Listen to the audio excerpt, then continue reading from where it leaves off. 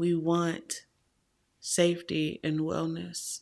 But are we safe with ourselves?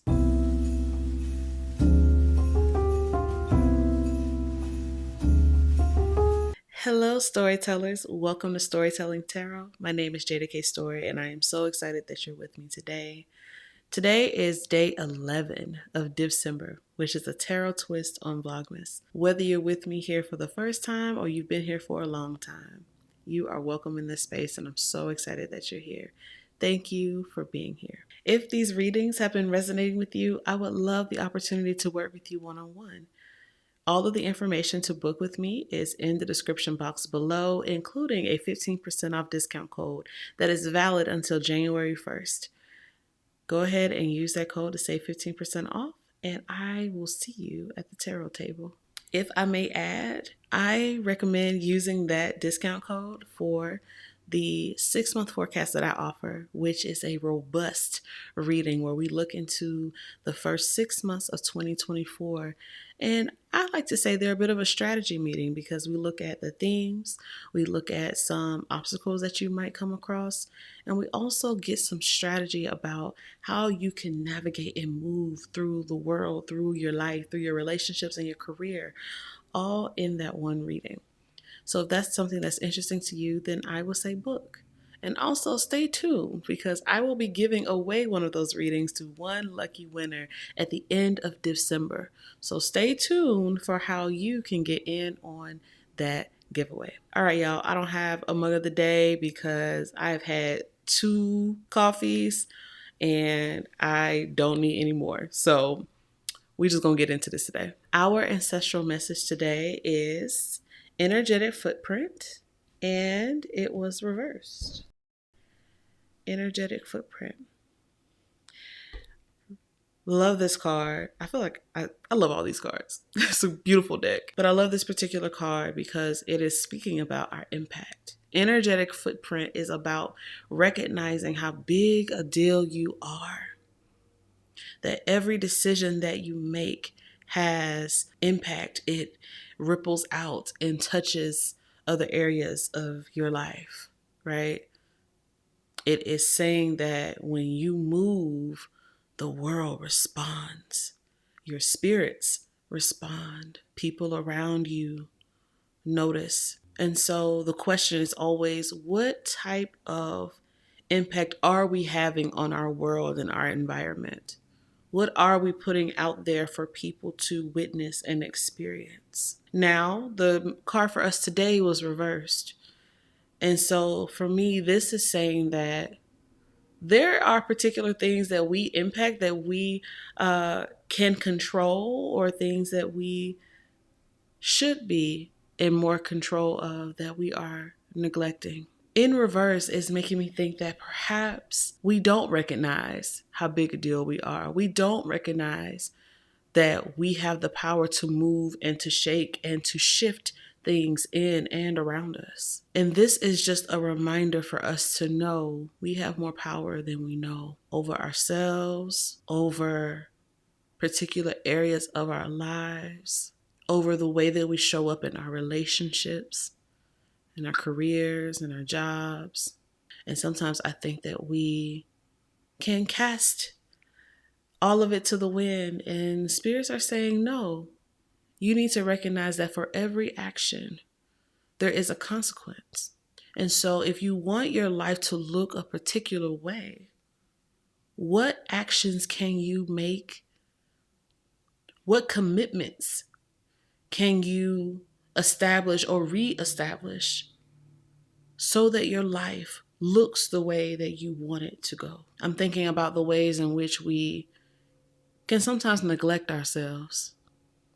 This energetic footprint in reverse feels like if we're not careful, we will forget how everything is connected, that everything starts with us in our lives, in our world. What do I mean by that? My friend and sister Sarah Makiba Days said to a loved one, how I'm gonna be something and you ain't. Which is to say, we want abundance in our lives, but we don't always love ourselves abundantly. We want safety and wellness. But are we safe with ourselves? Are we a safe space for ourselves? All of the versions of ourselves, not just the parts that excite us, but the parts that hide in the shadows. Are your most tender versions of yourself safe? We can't act like things aren't connected. We can't act like neglecting our body's needs, our emotional needs, and our spiritual needs won't affect other areas of our lives, won't affect our communities, won't affect our dreams and our careers, our ability to create. They do. I grew up hearing in church, anything you want to live or to thrive, you feed. Anything you want to die, you starve. And so I think about energetic footprint, and I think about the decisions that we make, the choices, the way that we move. We have to ask if those actions are in alignment with the life that we say that we want. And if it isn't, we should make another choice. It's never too late to pivot, because every action has a consequence. And we have to determine if we can live and are proud of that particular consequence. We reap what we sow. What seeds are you putting in the ground? Because harvest time always comes. When your seeds grow, what will they say about the work that you put in? If you're still with me, I would love if you could click that like button. And if this is your first time and you like this type of thing, consider subscribing. We would love to make you a part of the Storytelling Tarot fam. So our tarot cards for today, actually 3 cards came out together, so I'm going to take them all. We had the Hanged Man, followed by Judgment, and followed by the Empress. The Hanged Man, Judgment, and the Empress. And so as we're talking about energetic footprint, as we're talking about making sure that we are making decisions that are in alignment with the life we say that we want. This whole narrative, the Hanged Man, Judgment, and Empress, just kind of feels like engaging in stillness, listening for the call or the download, and then responding, flourishing from a place of creativity. It reminds me a lot of something that my partner says to our child a lot, which is watch, listen, and then act. Watch, listen, and then act. And so that feels like our message from, or our lesson from 2023, that reflection of recognizing what we need to do before we do it. There are times when you have to be, move on impulse and instinct. But the Hanged Man encourages stillness. It encourages waiting. It encourages seeing things from multiple perspectives.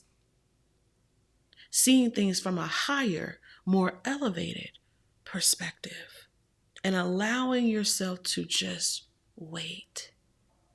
Because when you wait, when you slow it down, then the download comes. Then you can hear the call. You can understand the truth. Then you can see the purposes of why things are happening the way that they are. And out of that knowing, out of that trumpet's call from the Judgment card, things are reborn, right?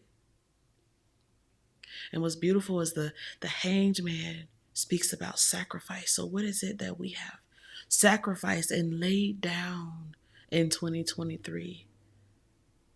Because now, as we are laying one thing down, the Judgment is rebirthing something new. And the Empress is showing us how to then nurture, how to then create, how to foster a beautiful relationship that thrives. And that relationship can be with one another. It can be with your art. It most certainly is your relationship with yourself, right? We must watch, listen, and then act. We respond from a place of observance, higher perspective. So I'm wondering, what needed to be sacrificed in order for something more beautiful and purposeful to be reborn, to come back to life, so that you can then nurture it? Now, I'm kind of jumping ahead because that sounds like our reflection question,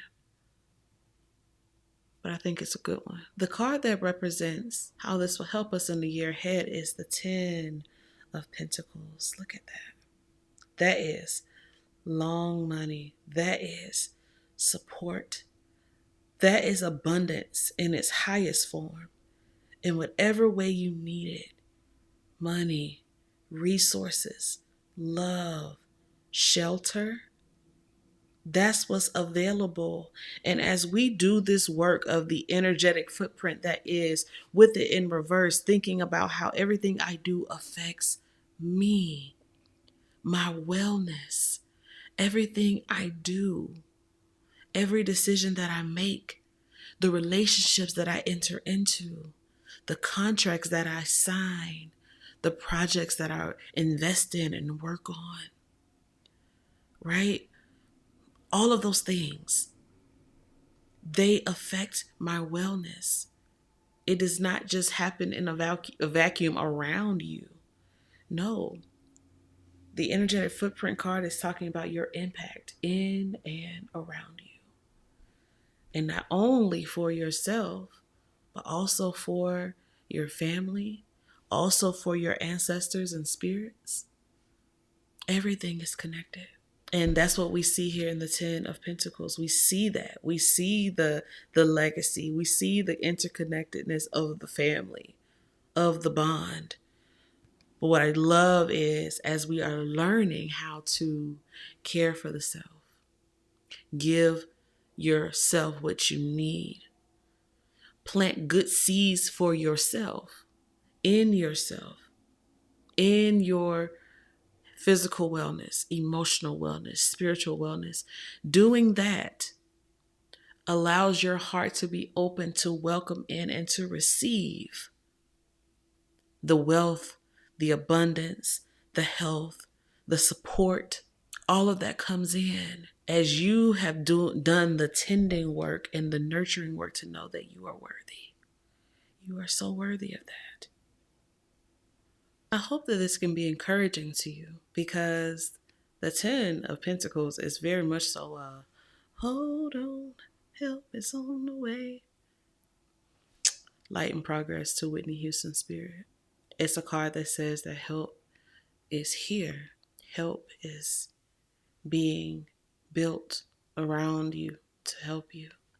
And all you need to do is focus on laying your burdens down, laying particular weights down, seeing things from a higher perspective, and then waiting to determine what should be reborn, what is calling to me, what is asking to be revived again, and then how can I nurture that thing into full bloom, into wholeness, into the abundance that I desire and I deserve. Well, that brings us to the end of this reading today. I already asked our self-reflection question in the middle of the reading, so check the timestamp if you need to go back and hear it again. If you're interested in what my answer is to the question, you know where to find it. All right, my loves. Thank you so much for this opportunity to sit before you again. I look forward to seeing you again tomorrow.